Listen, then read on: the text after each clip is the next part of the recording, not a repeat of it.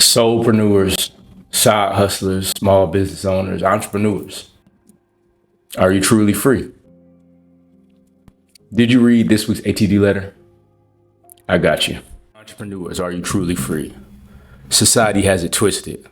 I'm not an entrepreneur because I want to make $1,000,000. I'm not an entrepreneur because I have this great plan. I'm an entrepreneur because I like my freedom. Not only do I like my freedom, but I remember a time when I got a call from my son at school. He sounded worried and needed his allergy medicine. Immediately, I didn't have to check in with the boss or rearrange meetings. I grabbed the medicine, hopped in the whip, and headed to his school. The relief in his eyes when I arrived made me realize the true value of my freedom. Being able to be there for him without any red tape or hurdles was priceless. That's why I'm an entrepreneur. What's up? I'm Drew, and this is the ATD Chronicles, where I unload insights from the ATD letter that goes out every week to help you engineer tools to attack the day. Entrepreneur freedom versus financial success. So we often hear about people becoming entrepreneurs and they make these millions of dollars, or the reason why I became an entrepreneur is because I wanted to make a lot of money. Now that is a bonus, that is a plus, but nobody really talks about what you really got into it for. The freedom to do what you want, when you want, how you want. If you're a man, if you're a father, if you're a leader, you don't want to answer nobody but God. So when you put yourself in a situation and you become an entrepreneur, you got to remember that. In the hustle of life, the illusions of wealth, and the chase for more of it, we often lose sight of what truly matters, leaving our deepest truths unspoken and unfulfilled. Attack the day.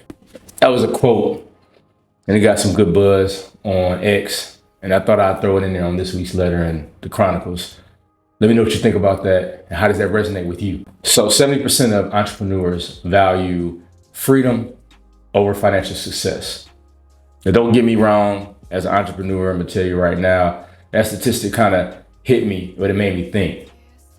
The reason why we got into this, those of you that are entrepreneurs, or those of you that are even thinking about it, was for freedom, was to do what you want when you want.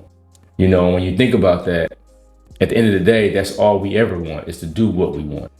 So when you take that freedom away because you have a certain level of success you want to reach, you got to be willing to know that that's a certain level of sacrifice you have to hit. But there's other nuances that go with it as well, that when you think about it in the grand scheme of things, if you could do what you want when you want it, take vacations when you want it, do whatever you want it no matter what, and just work your job, a lot of people will work the job. But the main reason that pushes you away from the job, it pushes you away from the 9-to-5 hustle, it pushes you away from wanting to do what everybody else is doing, is because nobody wants to do what everybody else is doing, despite what society may tell you. So as an entrepreneur, a lot of times you get into a level of a balancing act. And that balancing act often has you juggling personal life, professional life, doing your best to make money, juggling as many things as possible.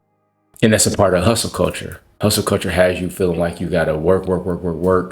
And that's why things are always out of balance and out of whack. So when you understand your priorities and have a standard set for yourself, it makes it a lot easier. So you have to craft and create schedules that align with everything that you're trying to do as a man, as a father, as a leader, anybody with any purpose.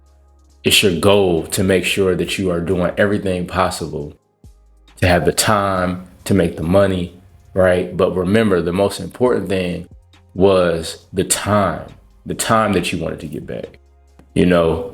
A lot of times when you're making money, you get blindsided. You get distracted by the money that's coming in, the value that you're bringing in for your family and things like that. But when you start missing family events, then that's when things get out of whack. That's when things get out of balance. And that's no different than working a 9-to-5. So you have to put yourself in a situation where you start thinking and deciding, like, is this really important or not? Oftentimes it's not. It's not important. It's not important to go, maybe in my case, go get another client and close another deal. It might be more important to pass that on to somebody else, give them a referral so I can focus on my family. It might have been back in the day, it might have been more important for me to pass on a haircut to another barber, because I need to get somewhere. That extra, at the time, $40 for a haircut, it wasn't worth it. And when I went mobile, sometimes those extra $100 wasn't worth it. You get to the point where you're like, dang, Like, I value my time, and no matter how much I'm charging for these services, it's still not more important than my family. A funny story is I had a guy call me about 10 p.m. one night. This is a few years ago, right? Like I told you, I don't cut hair no more. But he called me and he's like, "Hey, can you get to the studio?" I'm like, "What time?" I'm thinking he's talking about tomorrow or early in the rising. He's like, "It's like 10 now. So if you can get here about midnight. And don't get me wrong, my business was a 24-hour mobile service, right? But a lot of the barbers that I was working with, they were unavailable, and I wasn't available because that wasn't my lane. I had my clients, I had my people, I was straight. And it was a time when I was hustling, and it was important to like go and get those cuts. But then it got to a point where it wasn't important anymore. So I did my best to try to find somebody else and this and the third, but he wasn't willing to pick a different time. So I don't even know if he got a haircut or not. I really don't care at this point. But that's when you start understanding the balance of what's important. Not taking that haircut showed me the value of what I was doing and how I could now pivot and start doing things the way I wanted.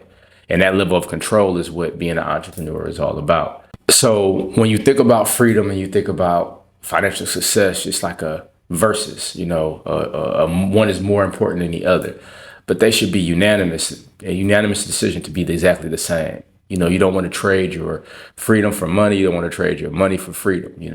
And that's why having your own sense of business, having your own sense of something to call your own is important because it gives you a certain level of control. And that's what it's all about. A lot of times nobody's chasing money, right? And I posted something a while ago and they didn't like it, right? I said, chasing money, you shouldn't chase money because it's not real.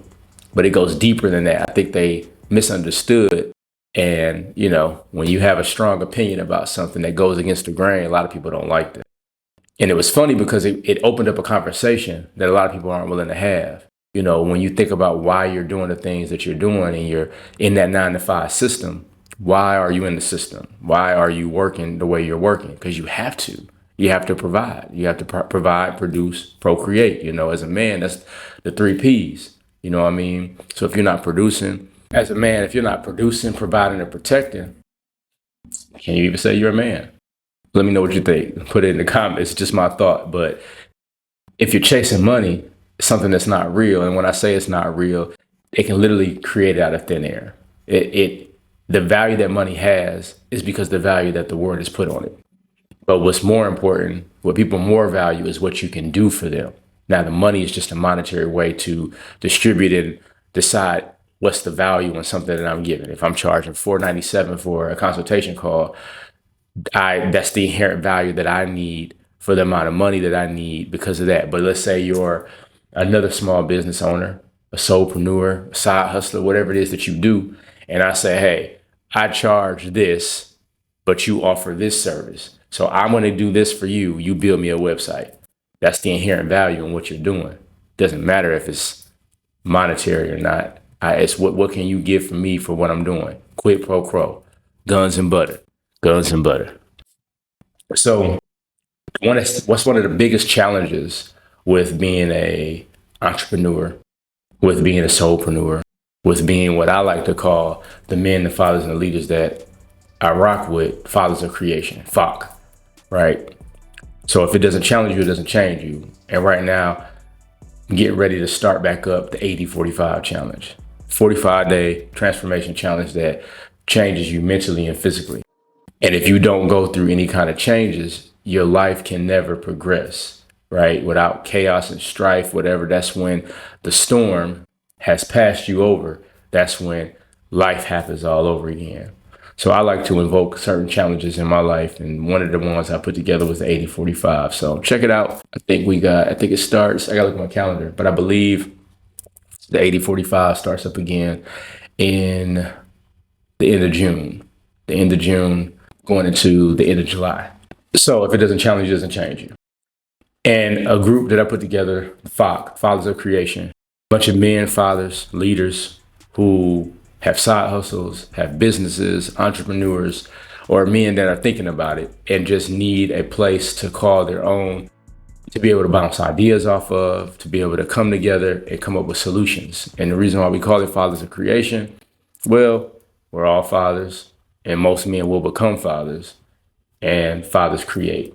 They create seeds, they create engineer blueprints and plans, they build houses, we do everything, right?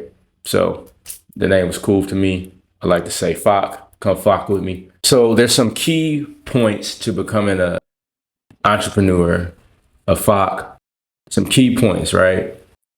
And you're gonna read the ATD letter to get them, but I'll give you the bullet points real quick. So there's 4 steps for you to be able to achieve like entrepreneur freedom. Step number 1, define your why. Fairly simple, read the letter, get the details on how to find your why. Step number 2, set flexible goals. Now, if you've been watching the channel, you know I really like standards, but you can't set a goal until you set a standard. So step number 2, make sure you read the letter. Step number 3, build a support system. And step number 4, you need to be daily flexible. Daily flexibility is imperative for entrepreneur freedom. Check this out. Entrepreneurship is not just about financial success or financial freedom. It's about balancing the two. Now, don't get me wrong. Money is a nice plus, but that money has to come with a certain level of value. So be more valuable, become more valuable. If you're currently an entrepreneur, think about why you're an entrepreneur. Think about why you got into this game. If you got a side hustle, think about why you got into it. And if you need help with figuring out plans, figuring out solutions, watch some of my other videos, hit me up in the DM. I do strategy sessions all the time, and I'm open to help. Or just hit me up on Twitter. My bad. Hit me up on X. That's hard to get used to, man. Listen, do you call it X or do you call it Twitter? I want to know. Put it in the comments. So that's the end of this week's ATD Chronicles. The road ahead is long and hard. No place for the weak. You must be a warrior.